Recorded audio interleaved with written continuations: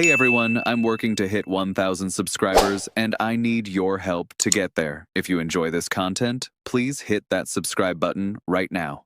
There is a very particular sound that happens in baseball when everyone is watching the wrong thing, a low hum of expectation focused in one direction while something far more interesting moves quietly in the background. Right now, that sound is filling the air around Toronto, because while the rest of the league is hypnotized by star power, contracts, and headline-grabbing names, the Blue Jays are doing something far more dangerous. They are collecting spark. Not the obvious kind that explodes on impact, but the kind that smolders, spreads, and eventually sets the whole structure alight.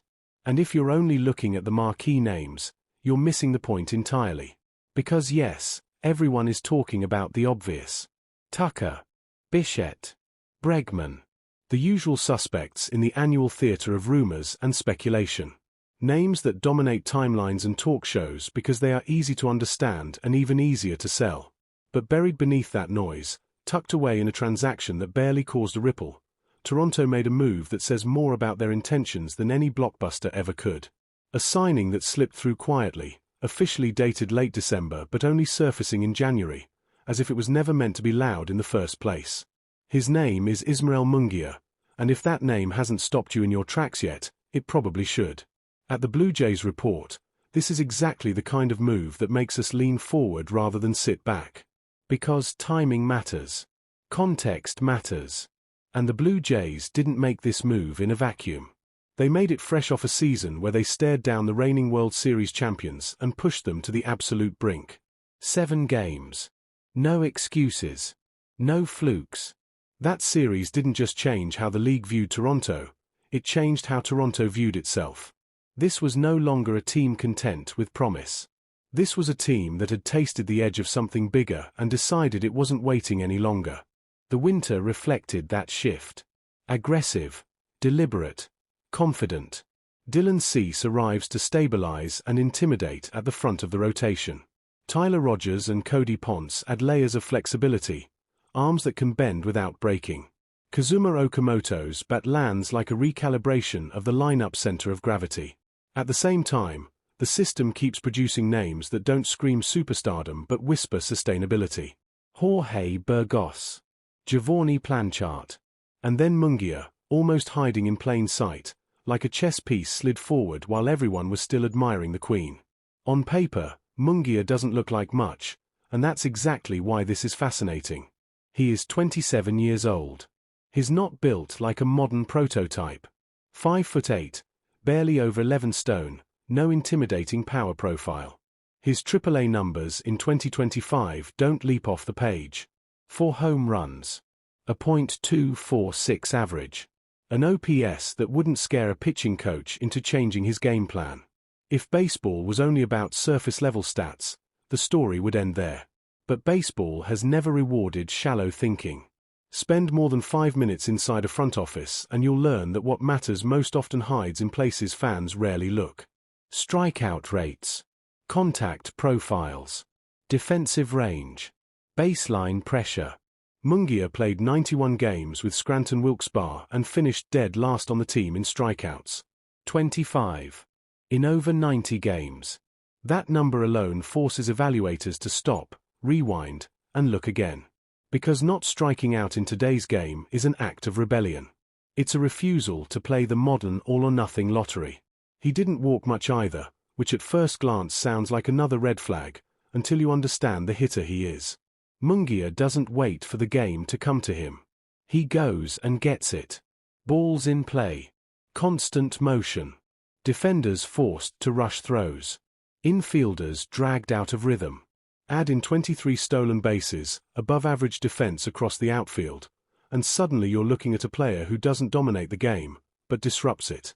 And disruption, in October, is priceless. The Juan Soto comparison that has quietly followed Munguia around understandably raises eyebrows, because no one is suggesting a 1-for-1 talent parallel. This was never about size or contracts or home run totals. It was about presence. Back in spring training 2024, Grant Brisbee wasn't watching box scores, he was watching behavior. The way Munguia carried himself. The energy he injected into every at-bat. The way the game seemed to speed up around him. Soto, but without the controlled chaos tipping into arrogance. Chaotic good, as it was described. The kind of player who irritates opponents simply by refusing to be passive. Kevin Cunningham echoed that long before this signing ever happened. Energy. Exuberance.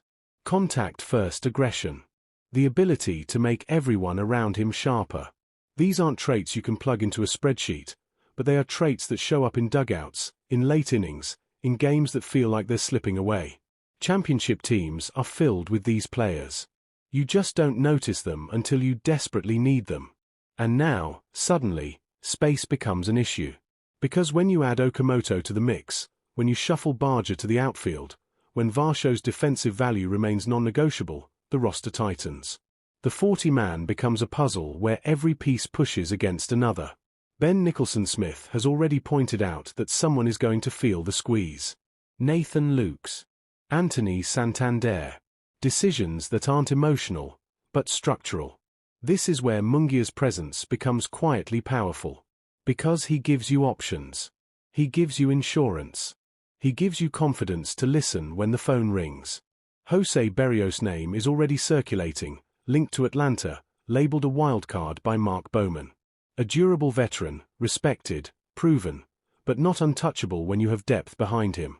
Moves like that only happen when a team trusts what's waiting to step in. Maybe Mungia is never an everyday star. Maybe he's never on a billboard. But he can be the piece that makes a larger gamble survivable. This is the part of the story most fans miss. Championships aren't built only on stars. They're built on elasticity. On players who allow you to win ugly. Who give managers options when the script falls apart.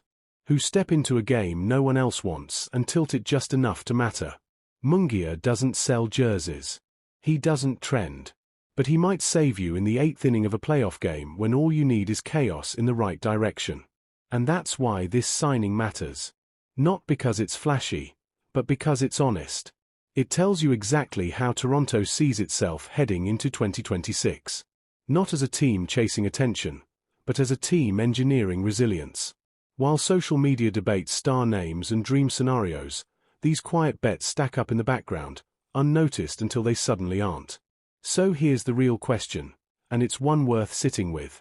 Would you rather have a roster that looks beautiful on paper, or one that survives October?